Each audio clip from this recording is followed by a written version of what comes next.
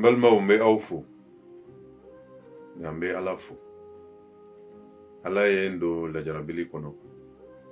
Aye nyumombo. Bafu. Ba abarkada. Alafu lenko fe. Me mbamsofu. Ale yuma koli dwa ula nnofe. Nintuma inkonala.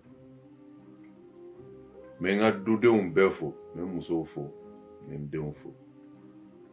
Mbado usengena kosebe. Nintuma inkonala. Bufo ku barkada. Uyen deme. Uyen jukoroma dondo nintuma ina. Utara bonye tuma be. Umayira na shiekele. Ko gele abuka. Olu kofe. Nteriu. Ndianyongo mbalmon. Mali kono ani mali koka. Muni ye. Ndeme nintuma inkonala. Ni akili nae. Ka bodugu jauna kana nlaje. Ka ndeme. Useko no damaira lambe au befo. Au niche. Alakana abonkono. Oko fe mbalmo. Ambe seginka alafu. Ni ala ila jarabi. Abe ko min testide. Iga limania testi. Ni ala ibo.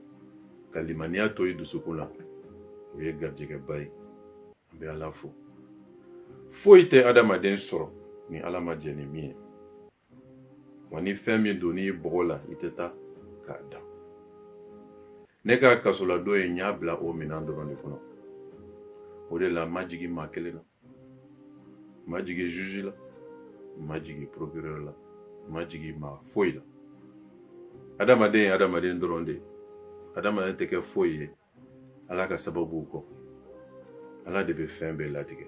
Ala debe fembe décider. Donc ne koni ni yafara bema. Ni yafara kunu. Ni yafara bi. Ni yafara sini. Wambani ni be fene.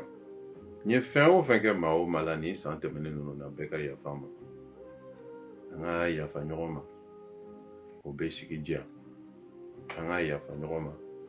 O be sini joli no ya.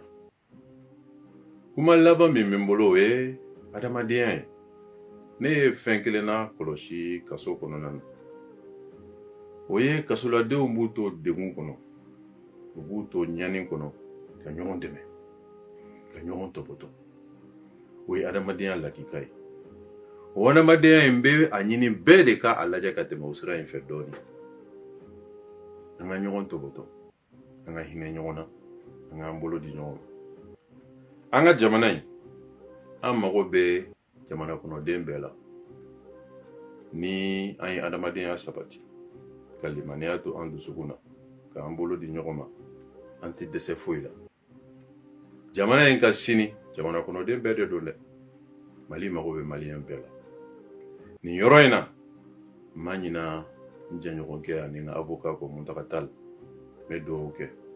Alaka nyumasi kakasu. Maamunu be la jarabili ukono yorowla. Alaka be nyumasi kukasu. Ka koke here. Mali alaka deme. Mali alaka deme. Jamana kono de wanga mbolo di nyoma. Ngana nyina fene. Aka ke chienka. Foite laba ni chiente. Anga barako. Alaka ambedeme.